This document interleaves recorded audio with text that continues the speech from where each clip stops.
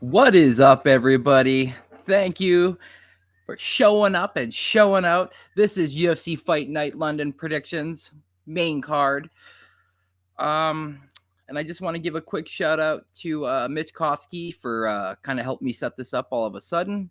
Shout out to Mitch. I appreciate you, brother. And without further ado, let's get to this main card.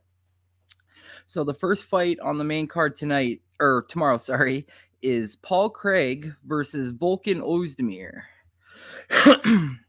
So they bring up their stats here. You got Paul Craig at 16, 4-1, 6'3", with a 76-inch reach. Then you go over to Volkan Ozdemir, who's at 17-6, 6'2", with a 75-inch reach.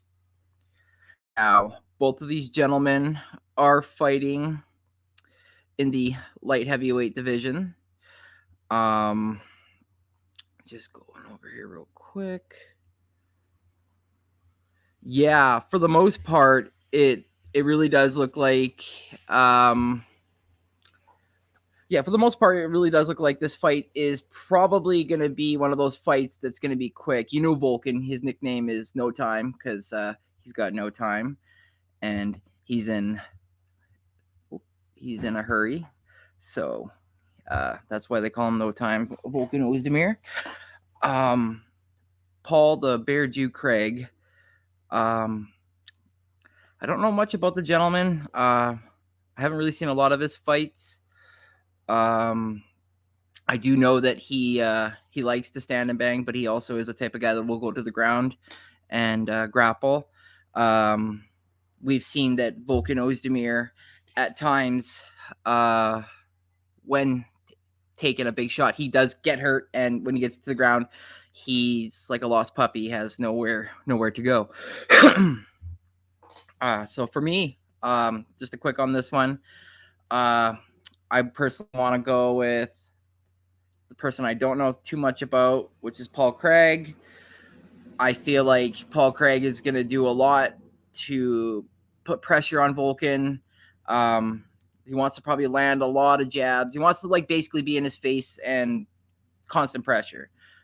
I know I did state that I don't know much about the gentleman, but when I say much, I've seen a couple of his fights. I haven't seen a lot, but what I have seen, Paul Craig has impressed.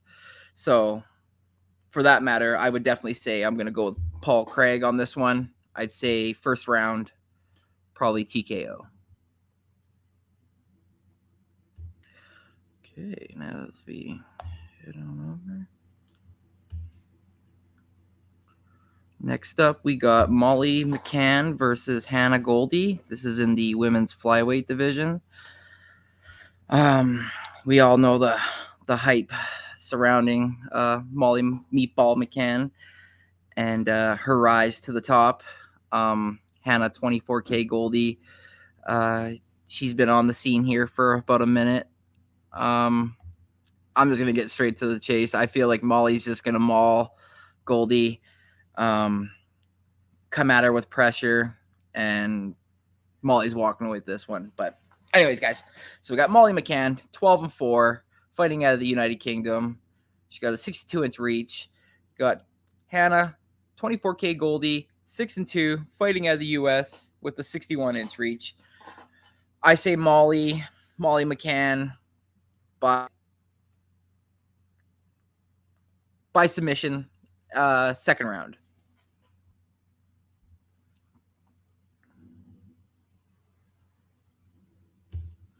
Next up. Yes. Next up, in the light heavyweight division, we have Nikita, the Miner Krylov versus Alexander, the Mauler Gustafsson.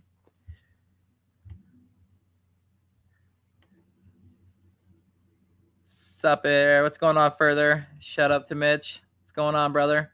Like I said, just a quick overview of my predictions, and then tomorrow I'll talk more in depth on these fighters. So again, Nikita, 27-9, fighting out of Ukraine. He's got a 77.5-inch reach. Alexander the Mauler Gustafsson, 18-7, fighting out of Sweden with a 79-inch reach. Now, we all know we've seen those battles with Gustafsson versus John Jones, Anthony Johnson. I mean, the list just goes on.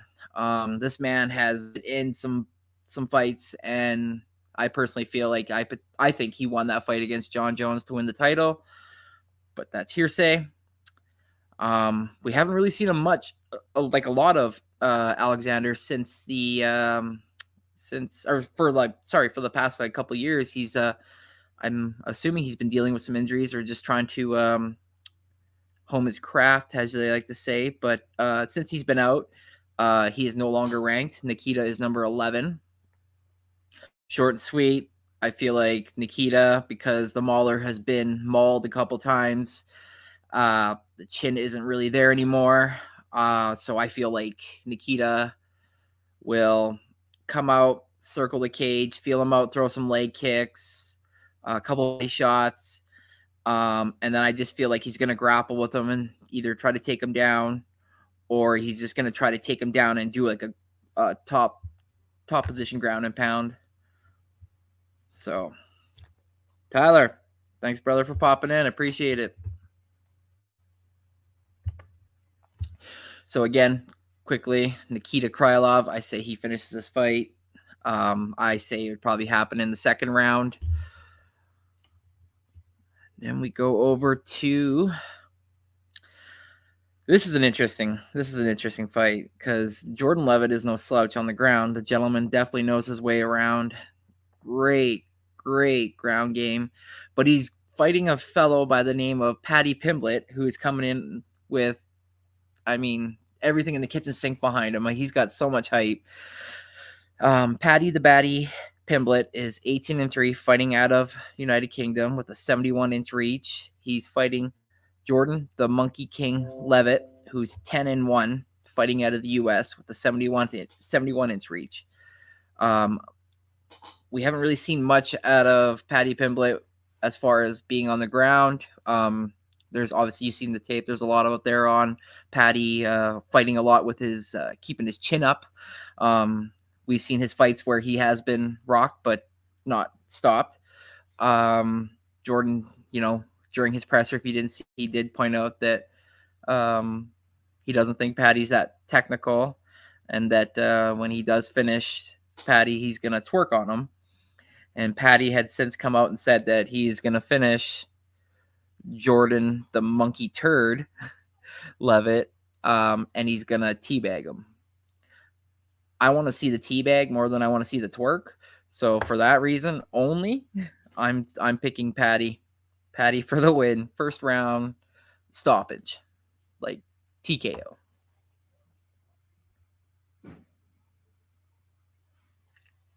Next up, we have Jack the Joker Hermansson fighting Chris Action Man Curtis. Jack is 22-7, fighting out of Sweden with a 77.5-inch reach. He is fighting Curtis, who is 29-8, fighting out of U.S. with a 75.5-inch reach. And you're probably asking yourself, wait, haven't I seen Chris Curtis racing? Yes, that's right. Yeah, he was on the last fight card. He didn't take much damage, if any damage at all. So he saw that Jack Hermansson's fight with Darren Till ended up being scratched. Hermansson still wanted to be a part of this card. Chris, seeing the opportunity, says, you know what, let me jump in there and save the day. So he's in right now fighting Hermansson. So short notice.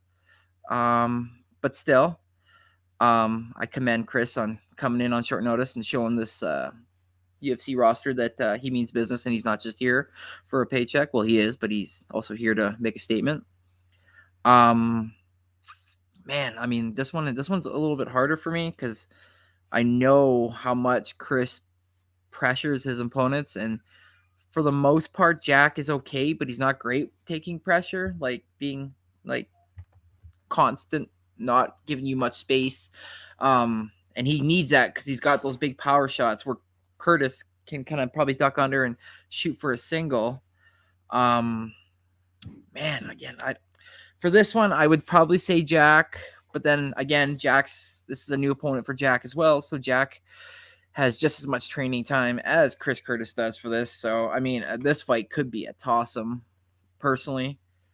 But as far as for a pick'em, right now, I'd say I'm gonna go Jack Hermanson. I'll stay just stick with Jack. Now we head to the main event, the fight of the night. We got Curtis Razor Blades fighting Tom Aspinall. This is the heavyweight division, so he's 16-3-0 with 1 no contest as Curtis. He's fighting out of the U.S. He has an 80-inch reach. He is fighting Tom Aspinall, 12-2, fighting out of the United Kingdom with a 78-inch reach. Now, Tom has just been on an absolute tear, literally running through this division, trying to get to the top as quick as possible, and I am all for it. I mean, I love this kid. This kid is what I embody watching UFC and love is striking. I love the striking aspect. I do love the ground as well, but I mean, we all come to watch these guys punch and hit each other, so I love that about him. And see, when you go to the other side, which is not a slouch saying he isn't a good striker, but Curtis is very well known at being on the ground and just being like a razor and cutting you up with elbows and cinching in arm bars and locking in rear naked chokes. I mean, the guy is a beast. So I know for a fact he's going to want to shoot and try to take Tom down. But he's not going to want to do that right away because he's going to want to try to trick Tom into thinking that his game plan is, in fact, everything. Because he did say, I am a UFC fighter and I have been known for my ground game. But I want to show the UFC I have the full bag. So is he just saying that just to kind of throw Tom off, or is he actually going to come out there and he's going to try to sit there and strike with him? Now, mind you, when push comes to shove, and you get punched in the face hard enough, you're going to go and do what the number one thing you know how to do, and that's shoot for a single leg. So, I do feel like Curtis is going to try to take Tom down. I haven't seen a lot of fights where Tom was on the ground because most of the time it was him finishing dudes. Pause. And for that reason, I say Tom keeps his distance. Every time Curtis kind of starts to get close, he pushes him away or runs away and re-engages.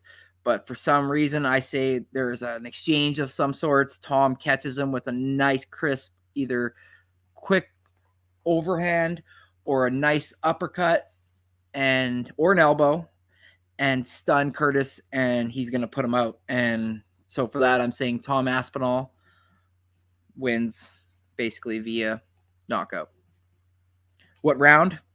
I can't say.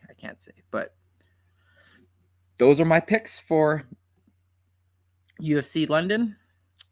I will be going live tomorrow for anybody that wants to join or hop in. Please hit me up in the messages. And if you're part of Hardcore Sports Network, we can sit here and chop it up. Otherwise, for everyone that's in the chat, I appreciate you showing up and showing out. I just wanted to give my predictions on the fight for the main card. And thank you so much. Have a great one, guys.